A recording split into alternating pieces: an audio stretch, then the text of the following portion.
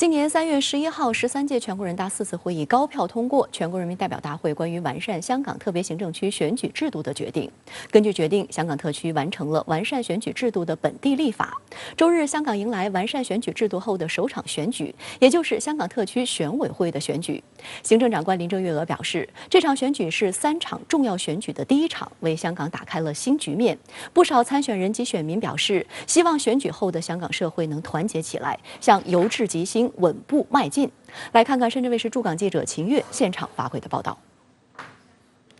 2021年香港特别行政区选举委员会界别分组一般选举周日展开，这是香港特区完善选举制度后举行的首次选委会选举。全天的选举热闹而有秩序。根据新选举制度安排，选委会共有1500个席位。由于立法会议员尚未举行换届选举，以及部分当然委员身份重叠等原因，共产生委员1448名，其中有325人已获裁定有效登记为选委会当然委员，并有156人获裁定有效提名为选委会委员。另外有603名候选人自动当选。周日的选举由412名候选人竞逐364个席位，参加投票的人士纷纷表達自己對香港未來良政善治的期待。首先一定要係愛國者啦，咁而家愛國者治港啊嘛，咁當然亦都要睇翻佢哋嗰個嘅履歷啊，睇翻佢哋嗰個喺地區嗰個嘅參與啊咁樣。我會參考個候選人咧，睇佢可唔可以咧，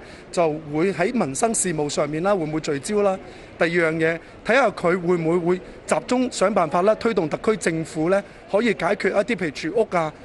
教育嘅問題啦。根據選舉安排，全港共設有5個一般投票站及1個專用投票站。投票於上午9點開始，至下午6點結束。投票結束後，所有投票箱被送到設於香港會議展覽中心的中央點票站進行統計。現場設有350個席位，供市民現場觀看。香港選舉管理委員會主席馮華在查看投票站後表示，首次使用的電子派票系統正常運作，票站運作暢順。嗰個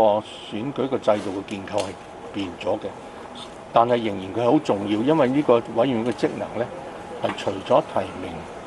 特首同埋特首選出嘅特首之外咧，佢亦都係會喺12月嗰個立法會選舉咧負責提名同埋選出40名立法會議員嘅。香港完善选举制度后的首场选举，选举委员会界别分组选举呢，是在今天傍晚6点钟结束了投票。那这一次投票的时间呢，是比往年缩短了6个小时，所以从6点钟开始点票计算的话呢，预计会在午夜之前就会有结果。而这次选举1500个席位当中，2个非建制派候选人都是在社福界，分别是新思维主席狄志远以及西贡区议会主席周贤明。那回顾今天整个投票的过程还是相当的顺畅，票站的人数多，但是效率高。而这一次选举的安排和以往也有所不同，有新的规例，禁止煽惑他人投白票，并且首次采用电子派票，特设关爱队给长者等行动不便的人士。香港特区行政长官林郑月娥周日上午在政治及内地事务局局长曾国卫陪同下，巡视位于香港会议展览中心的投票站，了解在这次选举中几项新的优化措施的运作情况。林郑月娥表示，这次选举委员会的选举可说是为香港带来新局面，意义非常重大，因为它是在香港特别行政区的选举制度经完善后，可确保爱国者治港的制度下的首场选举，意味着完善香港选举制度，落实爱国者治港原则取得了阶段性的成效，为未来另外2场选举打好基础，即今年12月19日的立法会换届选举和明年3月的行政长官选举。优化了选举的制度对香港的重要性实在是太大了，尤其是过去一段很长的时间，我们见到的议会的文化是一个非常泛政治化。在这个情况下，香港要融入国家发展大局，其实是面对很大的困难。所以有了这个完善的选举制度，再加上中央给我们在“十四五”规划里面的支持，粤港澳大湾区最近前海的这个深港现代服务业的扩区，我在这里向香港市民表示，香港的前途、香港的未来，在一国两制下肯定会越来越好。这个新的选委会，它实际上是香港特别行政区新修改完善的这个选举制度它的一个基础。那么也就是说呢，只有这一次选委会成功举行了，那么选委会是吧顺利组建，下一步行政长官选举和立法会的选举才有基础，才有它的逻辑前提所以呢，这一次选委会选举是特别重要的。香港廉政公署执行处额外调配及加强人手，专门设立应对指挥中心，以确保选举廉洁公正的进行。香港警方则透露，周日部署了5000至6000警力。香港特区政府警务处处长萧泽颐上午到各个票站探望执勤警员，强调部署是为了确保市民安全。保安局局长邓炳强下午也到九龙公园投票站查看，并慰问执勤警员。林郑月娥指出，警方经过评估作出审慎安排，他對此表示尊重及支持。尤其是經過咗過去2年多有一啲暴亂嘅事件，警方琴日又搗破咗一個喺家居裏邊嘅武器庫咁所以警務處處長同埋保安局局長時常都提醒市民呢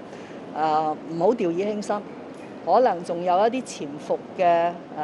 暴力或者暴亂嘅分子咧係存在，咁所以佢哋作咗呢個評估嚟調動呢啲人手，咁我覺得亦都係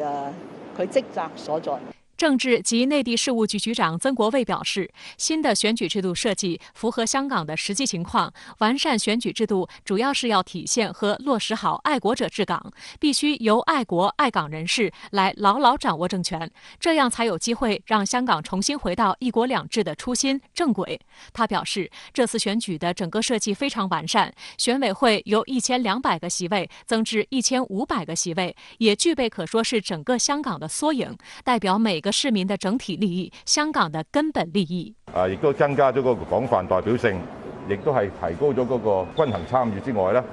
亦都係賦予新嘅功能嘅。所以今次選舉委員會嗰個順利進行咧，係意義尤為重大，對香港未來嗰個發展以至到我哋可以重拾呢個一國兩制嗰個初心正軌行穩致遠我哋良政善治。同埋長治久安呢，呢啲都係非常重要嘅。所以今次呢個選舉委員會嘅選舉呢，我哋大家喺政府嚟講呢係非常重視，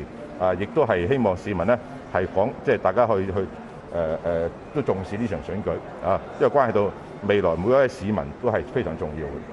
香港特区政府财政司司长陈茂波表示，香港正在向由治及兴迈进，要把握好国家的发展机遇。除了政策和硬件配套，更重要的是要继续确保香港能有安全、稳定和积极务实的社会环境。一方面要避免香港再受外部势力的干扰侵害，让香港的发展重回正轨；另一方面要创造有利环境，提升特区政府治理效能，并让社会聚焦，合力破解困扰香港已久的深层次问题，切实提升市民的生活质量。在去年，香港国安法叫依法安香江，是吧？那么填补了国家安全的漏洞之后，我们通过新修改完善的选举制度来去完善香港的政权建设，通过这个有效的选举和优质的民主，能够让香港社会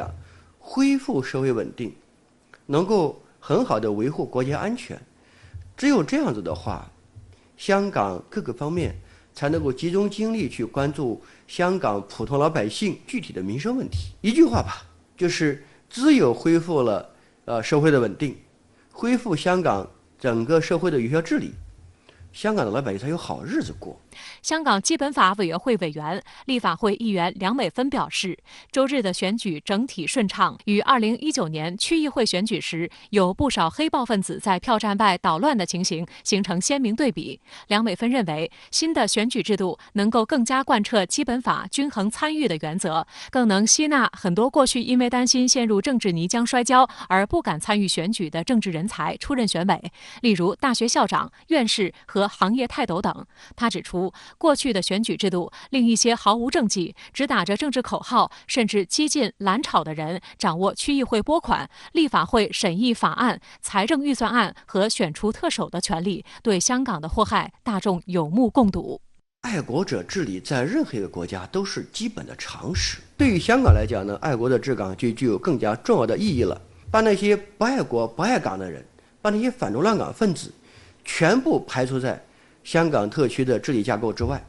这样子的话呢，就有一些就是既爱国又爱港，然后又有才华又有这个品德的这样的一些治港人才，让他们能够进入特别行政区的治理架构，也是香港同胞的内心的一种深切的期盼。香港基本法委员会委员、香港大学法律学院教授陈弘毅表示，香港此前的政治乱象导致立法会资源虚耗严重，一些人搞对抗式政治是香港不稳定的根源。他指出，这次选举不是一些人抹黑所称的清一色选举，相反的是，完善后的选举有足够的空间容纳多元化声音，有代表不同阶层的权益，给未来房屋、教育和医疗领域的民生改善留下空间。相关话题来连线知新闻主笔张思南。思南您好，香港选委会选举是今年3月国家完善香港选举制度以来举办的首场选举，外界关注度很高。那么你有哪些观察点？主持人好，这场选举我认为有2点值得注意：一是选民投票的踊跃性。不管是香港选举管理委员会的实时数据，还是我们从媒体直播的现场画面，都在显示出这次选举的气氛相当热烈，让选前一些鼓吹选民冷感的论调破功。我个人认为，这种踊跃性在很大程度上来自于新选制让选委会的代表性大为增强。选委会由之前的1200人增加至1500人，并新增代表中小企业、基层社团、同乡社团、内地港人等界别分组。香港不只是都市精英的香港，更是市民百姓的香港。一个能更广泛代表700多万香港居民的选委会，自然也能在更大程度上激发选民的参与热忱。二是选举过程的和平安定。我注意到，今天全港每一个投票站都秩序井然，没有出现任何无底线的滋扰或是抹黑。要知道，2年前的2019年区议会选举是完全笼罩在黑暴阴影下举行的。暴徒及其幕后黑手不断针对爱国爱港候选人进行滋扰，恐吓、威胁支持爱国爱港派的市民，扰乱投票秩序，甚至在选举前一度出现了打砸纵火候选人办事处、对候选人进行人身攻击，乃至是刺杀等等恶性行为。而这一前后对比，体现了国安法落地之后，香港社会由乱及治，社会秩序得到有效恢复，也反映出新制度下的选举政治作为香港民主制度的核心之一，不再是过分强调个别群体的利益，而忽视整体利益的社会裂痕。当然，对这样久违的有序景象，也有人遗憾，认为对抗性不足。对于这种论调，我认为对抗性从来就不是判断民主的标准，因为民主的真正意义在于通过协商来求得民意的最大公约数，从而弥合不同政治团体、阶层的利益分歧，求得全社会范围内的最大共识。为了对抗而对抗，往好了说，不过是一种哗众取宠的表演性政治狂欢；往坏了讲，则极容易演变为脱离理智与目的的盲目对抗，甚至是政治仇恨。而这一切，我们在2019年的修例风波中已经看得足够多了。我也注意到呢，自3月香港完善选举制度以来，部分西方媒体和香港一些人就一直渲染中央要搞所谓清一色，实际是小圈子选举，并认为爱国者治港就是排斥反对派参选。您对此有何看法呢？我认为新制度之下的选举委员会选举本身就是最好的答案。第一，新选制是否在搞所谓的清一色和排斥反对派参选，不仅要看某些媒体怎么说，也要看具体选举怎么做。8月26日，香港资格审查委员会完成全部选委会提名审查工作，1496名参选人提名有效，仅2人被裁定无效。其中1人呢是2016年因倒插国旗被控侮辱国旗罪的郑松泰，另1人则是因为所属界别登记有误等技术问题而失去参选资格。参选人被审核拒之门外的概率仅有1/1000，1496人中不乏各党派人士以及独立参选者，汇集了包括与政府相左的各种意见、声音乃至是意识形态。所谓排斥反对派参选，关键在于外界如何理解反对派。香港政务司司长李家超此前多次表示，在事务性议题上反对政府从来都是可以的，但不可做侵害国家和特区的事情。某些人企图借助选举政治来对抗中央在香港的主权与治权，更将对中央权力的基本尊崇视为所谓提线木偶、橡皮图章。这不是追求什么包容性，而是别有用心。其二，民主选举有多重价值考量，包容性要建立在基本的政治伦理之上。正如全国政协副主席、国务院港澳办主任夏宝龙所言，香港的选举制度有一条铁的底线，那就是绝不容许任何一个反中乱港分子通过任何途径和方式混进特别行政区管制架构。这并非任何难以理解的严苛政治标准，而是在全世界范围内所通行的对从政者的最低要求。一个公权力的持有者，如果连公权力本身所基于的秩序与法律都不尊重、不拥护、不致力于在具体事务上提升大多数人的福祉，公权力本身当然也有驱逐其出局的自由。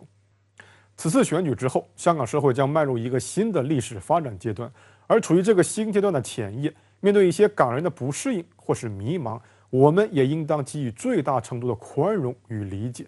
香港由乱及治，再由治及兴，早已是定局，现在需要的只是时间。好的，也谢谢思南跟我们共同在线分享您的观点，谢谢。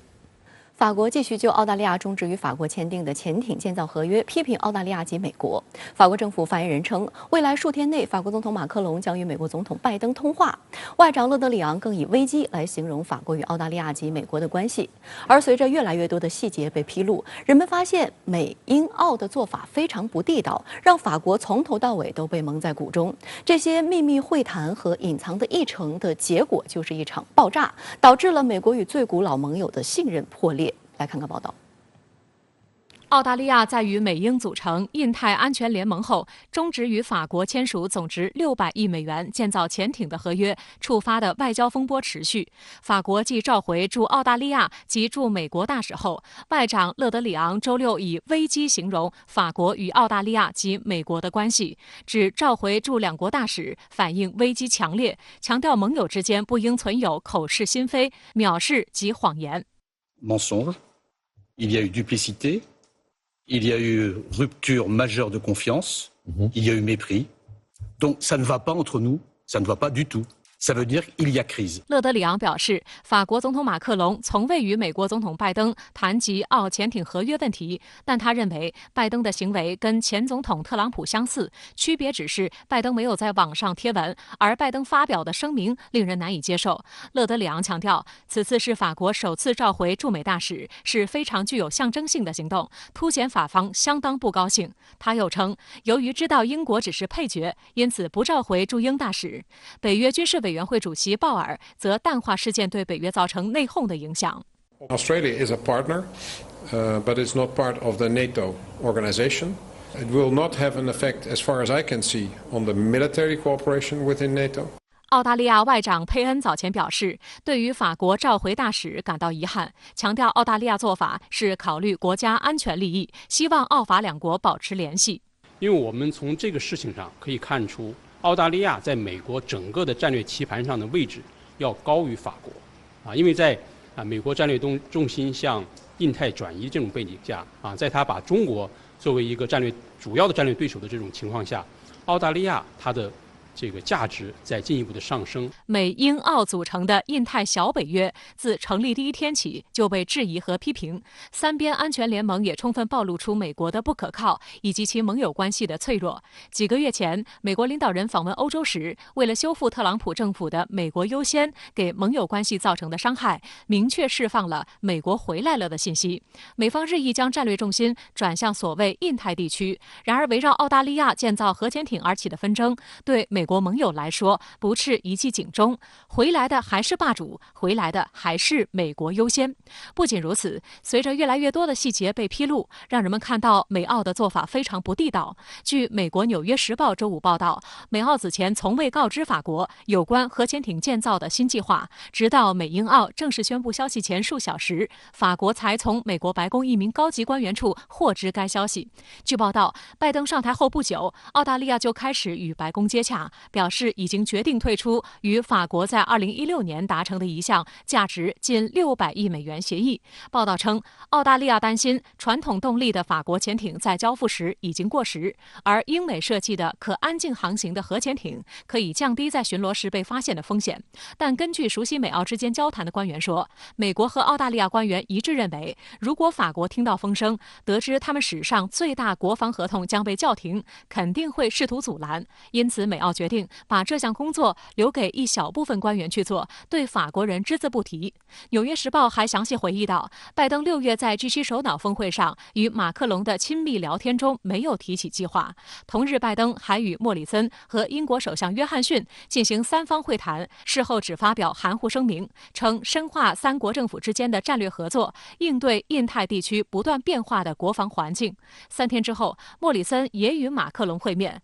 不过法方表示，莫里森当时没有表露要重新考虑潜艇合同。6月25号，布林肯与法国外长会面时也只字不提。到8月底，法澳外长和防长举行了2+2会谈，还在联合公报中称两国致力于深化国防工业合作，仍强调两国潜艇计划的重要性。英国媒体的报道也从侧面证实了法国一直被盟友算计蒙在鼓中。泰晤士报报道称，在英国只有10个人知道该计划，这10个人中包括英国首相约翰逊、刚刚离任的外交大臣拉布、国防大臣华莱士、国家安全顾问洛夫格罗夫、第一海军大臣拉达金以及约翰逊的外交政策顾问约翰比尤。知情人士还形容说，英国政府将这一计划命名为“无钩行动”，据称是多年来唐宁街内部保守的最严密的秘密。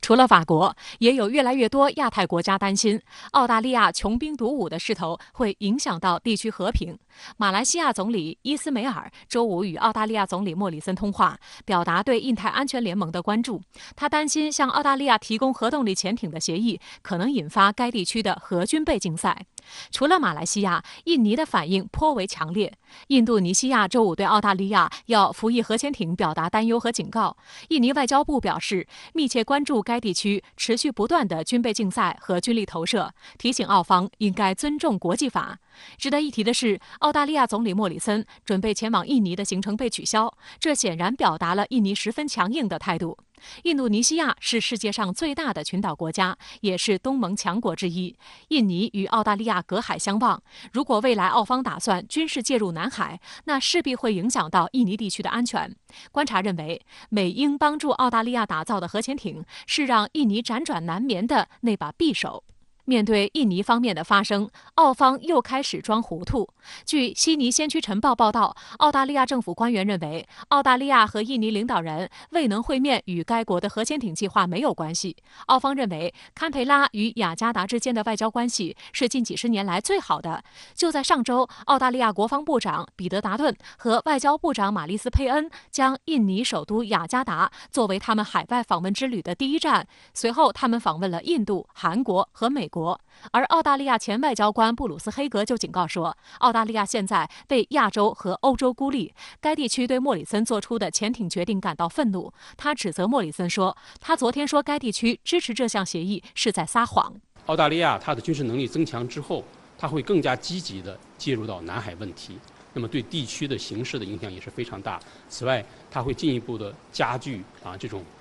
核军备竞赛的这些问题所以我觉得这是南海国家就刚才提到的印尼、马来西亚对此是非常担心和反对的一个重要的原因。拜登政府宣布，美国和英国将帮助澳大利亚部署核潜艇后，印度也开始对潜艇订单产生了浓厚的兴趣。而就在美国背后捅刀法国之后，英国再次补刀，准备和印度共同研发战斗机发动机。同时，澳大利亚也开始对印度示好，强调澳大利亚和印度有着共同战略利益。在这种情况下，法国外交部周六宣布，法印两国外长就促进真正的多边国际秩序的项目达成一致，他们将在下周讨论具体的计划。印度斯坦时报周六称，英美澳达成 AUKUS 防务协议，是否在向印度发出采购核潜艇的信号？报道称，随着澳大利亚与美国、英国签署的协议，澳大利亚将获得攻击核潜艇，印度也需要重新审视其先进潜艇采购计划，并迅速转向核潜艇。今年7月20号，印度国防部提出继续在印度建造6艘先进常规潜艇的项目。虽然这些常规潜艇拥有不依赖空气推进装置 AIP， 但相比真正的核潜艇，其持续作战能力和水下机动能力等关键指标仍存在较大差距。如果能像澳大利亚那样直接引进美国弗吉尼亚级或英国机敏级攻击核潜艇，将极大提升印度海军的水下作战能力。印度媒体今年4月曾报道，印度海军计划建造多达24艘新潜艇，其中包括6艘国产攻击型核潜艇。有分析指出，虽然印度之前和法国、俄罗斯都有着深厚的军购历史，但是看到美国可能会给澳大利亚提供高浓缩铀版核潜艇的时候，印度的渴望度似乎也在水涨船高。因此，美国、法国都成为印度潜在的合作对象。我觉得他把这种核技术转让给印度可能性是不大的。一个核心的因素或者评判的标准就是对美国的忠心程度。澳大利亚就属于这种，但是印度或者说其他的一些伙伴国家，它就不具备这个条件。我们知道印度，它虽然这2年和美国走得比较近但是它一直奉行不结盟的这种政策而且在这个印度洋上，它实际上和美国是有一种竞争的关系的。如果形势再进一步的变化的话，它很可能会成为美国在印度洋上的战略竞争对手。那么在这种情况下，我把核技术这样一种国之重器转让给你，那不是对美国未来的这个国家安全造成影响了吗？目前，印度已获得法国的技术转让，生产6艘鱿鱼级常规潜艇。同时，今年3月，印度第3艘卡尔瓦里级常规动力潜艇卡兰杰号正式服役。卡尔瓦里级潜艇基于法国鱿鱼级潜艇研制，潜艇由法国设计，印方在相关技术转让后负责生产。首艘卡尔瓦里号在2017年12月服役，潜艇水下排水量约1600吨，武器装备为6具533毫米鱼雷发射管，可发射重型线导鱼雷 SM-39飞鱼潜射导弹，鱼雷导弹总携带量为18枚。根据印度海军75项目计划，卡尔瓦里级首批建造数量为6艘，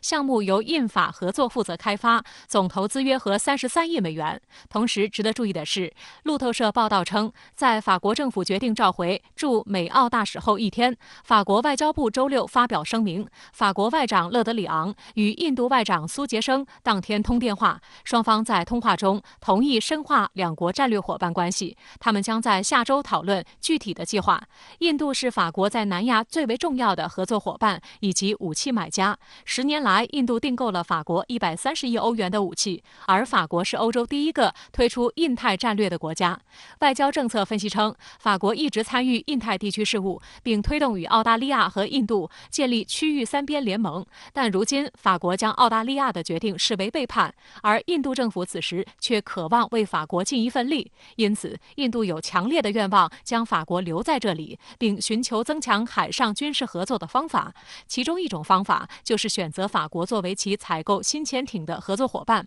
在印度万国造的武器序列中，除了法国，印度模仿俄罗斯基洛级常规动力潜艇外形制造的国产歼敌者级核动力潜艇，2016年已经投入使用。第2艘阿里安特号预计今年也将服役。由于该艇比其他国家的弹道导弹潜艇要小得多，因此也被称作口袋型潜艇。2018年，印度歼敌者号漏水趴窝10个月，原因竟是位于左后侧的舱门一直敞开，没法关上，造成海水倒灌。而此前购买的俄罗斯10艘基洛级潜艇也是由于操作失误，造成事故频频。而印度目前租借的俄罗斯阿库拉级核潜艇查克拉号已经提前半年归还给俄罗斯，原因是该潜艇在去年发生了爆炸，导致双层壳体受损。深圳卫视注意到，就在印度为万国造操心的时候，英国迅速拉拢印度，继美国之后再次补刀法国。据印媒报道，英国罗罗公司将成为印度航空发动机的合作伙伴。罗罗公司高官接受采访时对这点非常自信，并称产品会在印度设计、印度制造，印方将拥有发动机的知识产权。目前，罗罗公司为印度空军的美洲豹攻击机、鹰教练机和 C-130J 战术运输机提供发动机。而英国罗罗公司的这一动作，无疑将与法国赛丰集团产生强烈竞争。法国赛丰集团主要生产阵风战斗机的发动机。印度国防机构的消息人士称，印度将查看关键领域的成本，以及每家公司技术转让让方面的详细信息，以作出决定。此前转让航空发动机技术是印度采购法国阵风战斗机合同中抵销协议的一部分，但赛丰集团尚未完成这一承诺。印度方面去年曾猛烈抨击出现的延误。实际上我们可以看出，这就是英国、法国包括美国那么在这些问题上，当遇到实质性的问题的时候，还是把各自的国家利益摆在了第一位那么我们知道，这个军贸对于一个国家来说是非常重要的那么首先从经济上，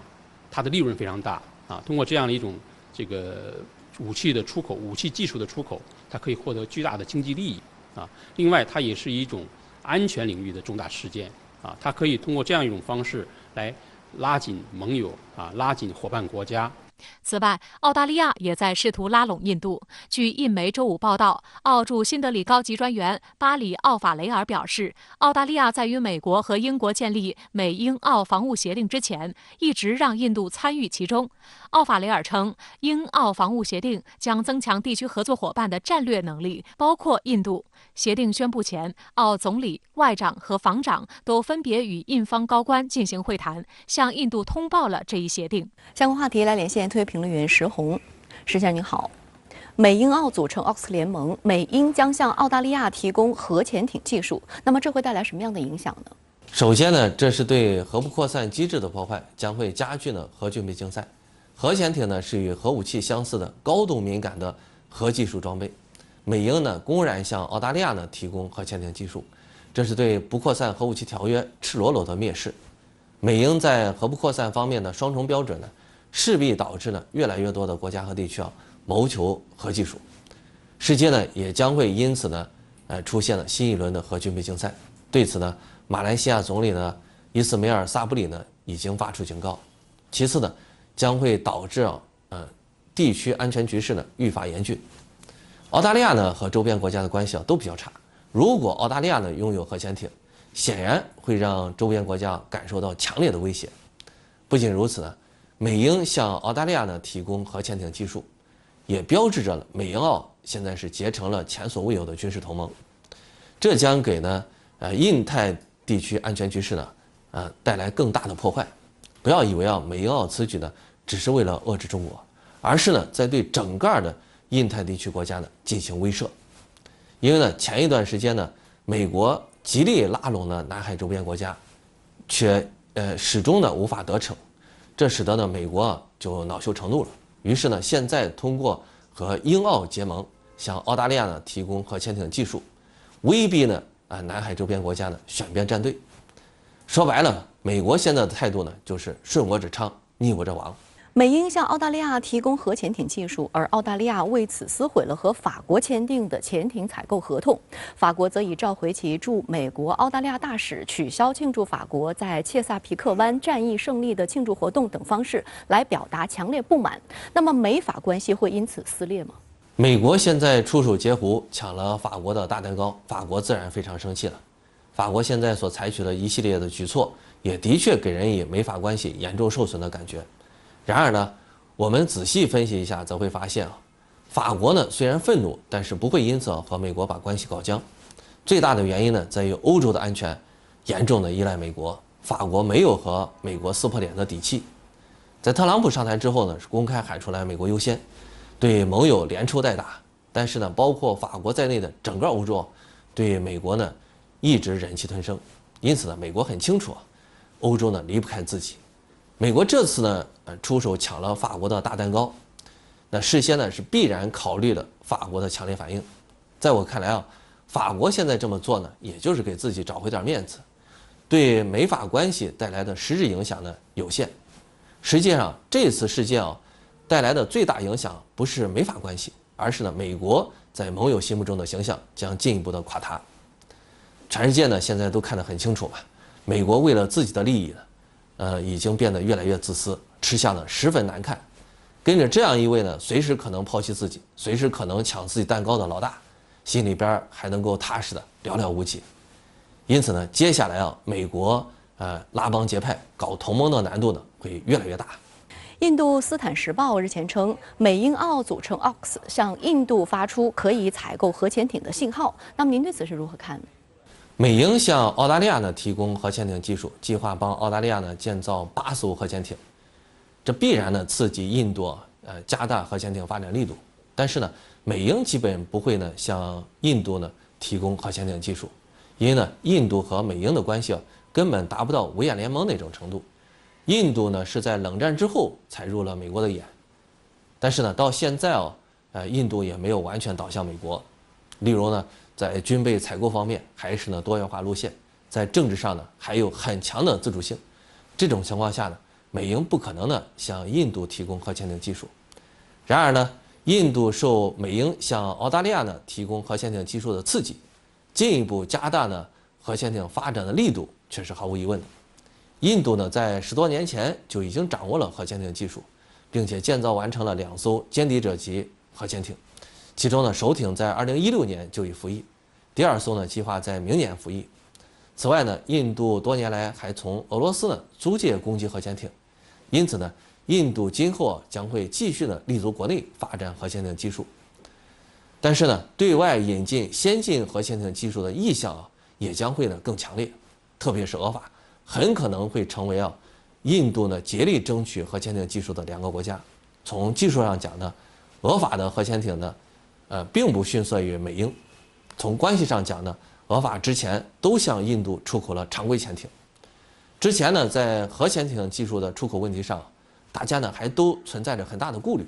但是现在呢，美英率先走出了这一步，那么俄法的顾虑之心将会显著下降，而且呢，拉拢印度、军贸获利等对俄法呢也有着很大的诱惑。因此呢，未来俄罗斯呢和法国与印度呢在核潜艇方面进行合作的可能性不能排除。好的，也谢谢石先生跟我们共同在线分享您的观点，谢谢。持续5天的台军汉光37号实兵实弹演练周五落下帷幕。岛内亲绿媒体报道指，此番操演的背景假设是模拟解放军对台湾本岛发动4波导弹攻击，并趁夜间出动伞兵部队空降突袭金门、马祖、东引、东沙等外离岛等假想状况。但是与往年相似的是，今年的汉光军演无法逃脱困扰其多年的汉光魔咒。比如演习未正式开始，有一架 F-16战机就在排练时冲出跑道吃土。还有台媒报道称，演习前台军最高指挥部衡山指挥所曾失火，导致该指挥所长达30分钟无法履行职能。